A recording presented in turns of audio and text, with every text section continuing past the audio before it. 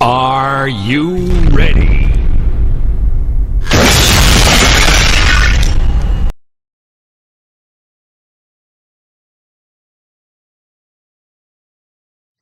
Assalamualaikum warahmatullahi wabarakatuh. Salam sehat, salam bahagia untuk kita semua.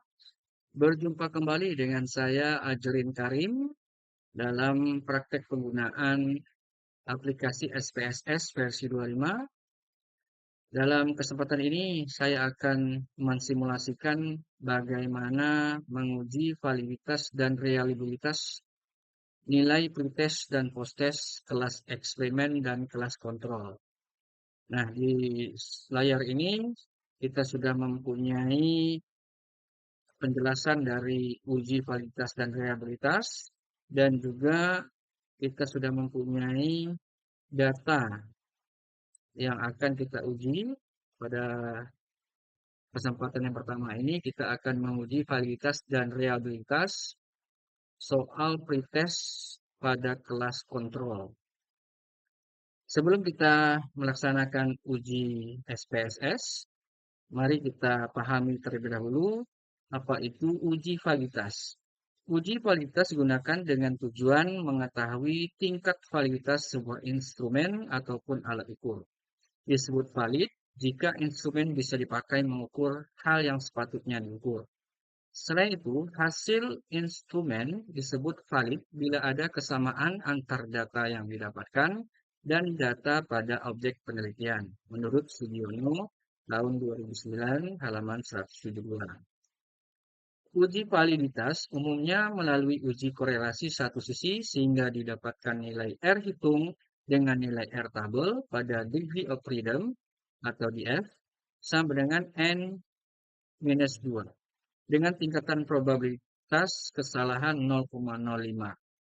Bila nilai R hitung lebih besar dari nilai R tabel serta nilai R positif, butir-butir pernyataan disebut valid. Pernyataan disebut tak valid bila R hitung lebih kecil daripada R tabel. Nah, di sini kita sudah mempunyai data R tabel dengan signifikansi 5% dan 1%. Nah, di dalam penelitian ini, di dalam uji coba pretest di kelas kontrol, kita menggunakan 30 responden, 30 siswa yang menjawab soal pretest kelas kontrol. Maka R tabel sama dengan degree of freedom sama dengan jumlah siswa minus 2, yaitu 30 minus 2 sama dengan 28. Dengan probabilitas 5%, R tabelnya yaitu posisinya di jumlah 28 ini yaitu 0,374. Sehingga dapat diasumsikan bahwa apabila R hitung lebih besar daripada R tabel atau 0,374, maka butir pernyataan adalah valid. Kalau dalam hal ini adalah butir soal, maka butir soal itu valid. Yang kedua, apabila R hitung lebih kecil daripada R tabel atau 0,374, maka butir soal dinyatakan tidak valid. Adapun langkah-langkahnya, kita menggunakan SPSS versi 25, analyze, correlate, bivariate. Di tabel bivariate correlation, kita masukkan semua data ke kolom variables, kemudian kita cek recursion, lalu kita OK. Nah, mari kita praktekkan bersama-sama menguji validitas daripada hasil jawaban siswa sebanyak 30 orang ini dalam soal pretest kelas kontrol. Nah, data sudah lengkap, sebanyak 30 soal untuk 30 siswa. Begitu, kita tinggal langsung saja menguji validitasnya dengan mengklik analyze. Setelah itu kita klik correlate, bivariate. Kita klik semua item, kita Ctrl A, kita masukkan ke kolom variabel. Setelah itu jangan lupa klik person dan kita klik OK. Nah, di sini kita sudah mendapatkan data dari percent correlation untuk setiap nomor soal. Bisa kita lihat dari samping, ya, dari samping, atau kita melihatnya dari bagian bawah sekali. Nah, ini kita lihat nilai dari percent correlation untuk soal nomor 1 adalah 0,375. Ini artinya 0,375 adalah lebih besar dari 0,374. Maka soal nomor 1 dinyatakan valid. Nah, mari kita lihat soal yang lainnya. Nah, soal nomor 1 dinyatakan valid karena lebih besar dari 0,374. Nomor 2 valid, nomor 3 valid, nomor 4 valid, nomor 5 valid, nomor 7, nomor 6 valid, nomor 7 valid, nomor 8 valid, nomor 9 valid.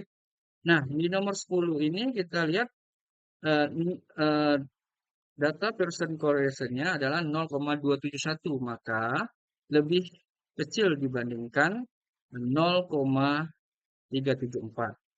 Maka soal nomor 10 dinyatakan tidak valid. Tidak valid. Nah, untuk soal nomor 11, 12, 13, 14 itu valid.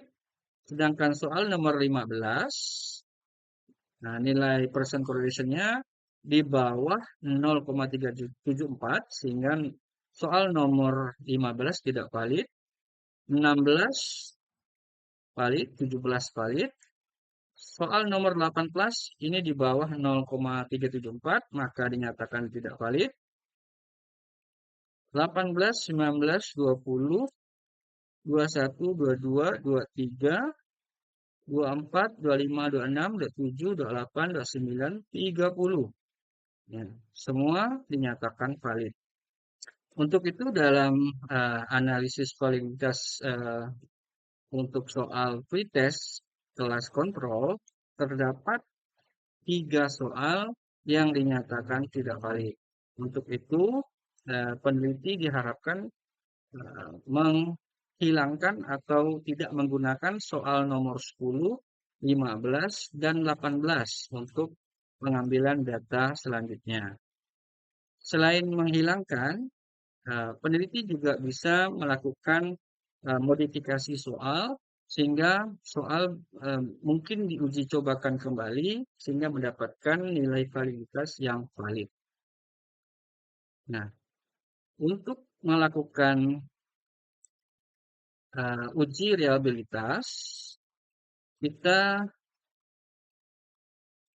ketahui terlebih dahulu, uji reliabilitas bertujuan mengetahui apakah instrumen terkait sudah bisa digunakan untuk mengumpulkan data. Kuesioner ataupun instrumen soal disebut reliable bila jawaban dari responden konsisten. Menurut Sugiono tahun 2009, halaman 172. Uji reliabilitas bertujuan meyakinkan jika diadakan pengukuran ulang menggunakan indikator yang serupa, hasil tidak berubah. Uji reliabilitas pada penelitian ini memakai uji statistik Cronbach alpha dengan ketentuan pertama, apabila angka Cronbach alpha lebih besar dari 0,60, maka seluruhan item soal disebut reliable. Dan apabila angka Cronbach alpha lebih kecil dari 0,60, maka keseluruhan item soal disebut tidak reliable. Jika nilai Cronbach alpha di seluruh variabel lebih besar dari 0,60, jadi seluruh variabel penelitian adalah reliable. Dengan kata lain, semua pertanyaan pada soal pretest maupun post-test mempunyai kesamaan hasil walaupun pada waktu yang berbeda. Dan data yang ada akurat serta bisa dipakai selaku alat ukur penelitian. Jika indikator terkait ditanya kembali, jawabannya akan serupa. Adapun caranya, kita menggunakan SPS yaitu pertama klik analyze, kita klik scale, setelah itu reliability analysis, masukkan semua item soal atau pernyataan kecuali total score pada kolom item. Setelah itu klik statistik, klik scale of item deleted dan pilih model alpha dan tekan OK. Baik, selanjutnya mari kita langsung mempraktekkan bagaimana uji reliabilitas menggunakan SPSS versi 25 dengan data yang sudah kita miliki sebelumnya. Untuk langkah pertama kita klik Analyze. Setelah itu kita klik Scale, Reliability Analyze. Setelah itu kita blok semua item soal, terkecuali total score, kita unclick.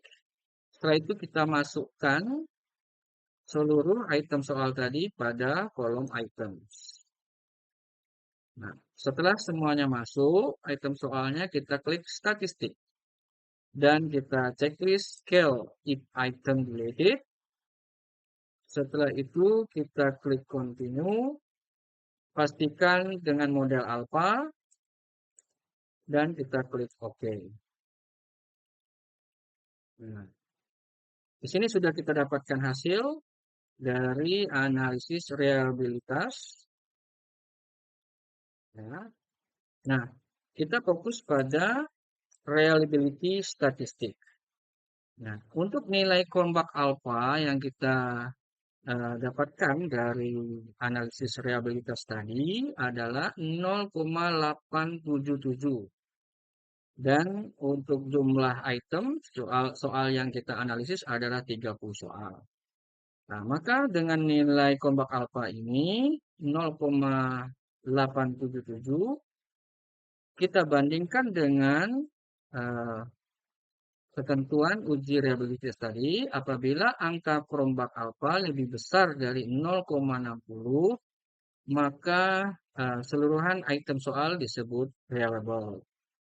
Untuk itu, karena tadi kita sudah mendapatkan hasil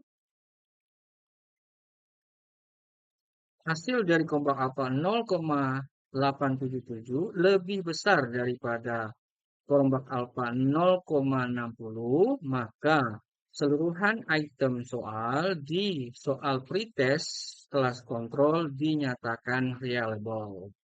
Artinya, soal itu dapat dipercayai untuk mendapatkan hasil yang serupa jika dilakukan pengukuran ulang. Hasil tidak akan berubah. Demikian simulasi dari praktek uji validitas dan reliabilitas untuk soal pretest dan posttest kelas kontrol maupun kelas eksperimen dengan cara yang sama yang sudah kita lakukan sebelumnya. Terima kasih atas segala perhatiannya. Mohon maaf atas kekurangan dalam video ini. Saya akhiri, billahi taufiq wal hidayah. Wassalamualaikum warahmatullahi wabarakatuh. Salam sehat, salam bahagia. Tetap semangat.